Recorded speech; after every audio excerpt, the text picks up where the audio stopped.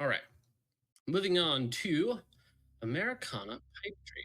Now, Americana Pipe Dream and Venture Surplus are pretty similar in terms of what they do. I would say Venture Surplus is the more masculine version, and then um, Americana Pipe Dream is kind of like your weirdo Portland variation of the same thing. So, Americana Pipe Dream, let me go ahead and pull them up here. They do a lot of interesting surplus style gear, some very interesting, alpenflage model or their camouflage patterns. They buy all sorts of stuff and import it into the US to sell at pretty decent prices. That's one of the appeals of surplus gear, is that it is pretty inexpensive. So you can get gear that actually works, that is actually high quality, might be a little heavier, might not have all of the features that you possibly want, but it's going to be fairly inexpensive and it kind of has that aesthetic to it, let's say. Some people really, really love surplus stuff.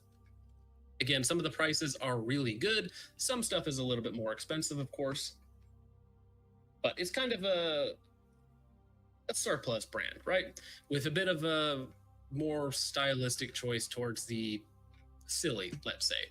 Now, somebody last week was talking about how Venture Surplus was really anti 2A, and I don't necessarily think that they're anti 2A, but they do have a beef with Lucas Botkin, which kind of automatically puts you against like say 20% of the online gun space, let's say.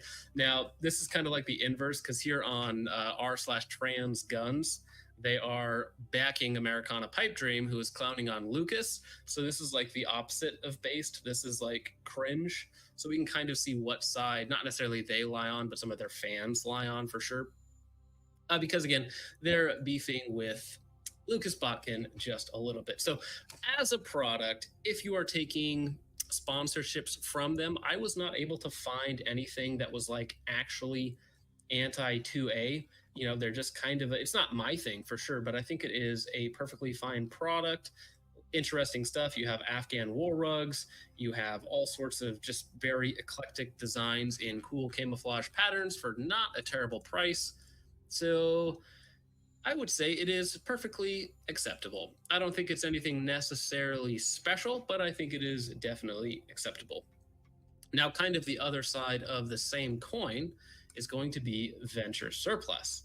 Now, Venture Surplus, the reason why a lot of people were interested in me talking about it, especially in the context of YouTube sponsors, is the fact that a lot of your favorite YouTubers that are actually like kind of cool people and well respected within the industry rep Venture Surplus. There's probably about a half dozen of them, and the people that do rep them have a very good rapport.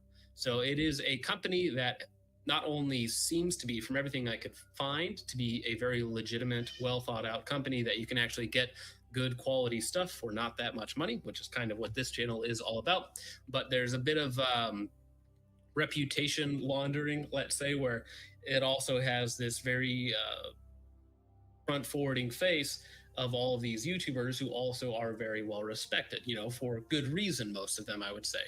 And again, so the product is quite good. So it's not necessarily my thing per se, but it is good prices on most things, not necessarily just the cheapest out there. Sometimes they have very interesting accessories, but you can get some products that are higher quality and not spend that much money. So I mean, it's not necessarily my thing, but it is. Let's check out their rifle pouches real fast, because again, this stuff isn't like the newest, most high-speed style of equipment. And I'm not into the bigger, bulkier packs like chest rigs and whatnot, or even rucks or anything else like that. I do prefer a lot of my stuff a little bit more slimlined. So this stuff doesn't necessarily directly appeal to me personally, but it is high quality. The prices are good, so I don't have any problem putting it in the pretty good category, and that's probably because I am. Oh, sorry, I didn't even put it over there. That is probably because I am fairly biased towards the people that are actually repping the company.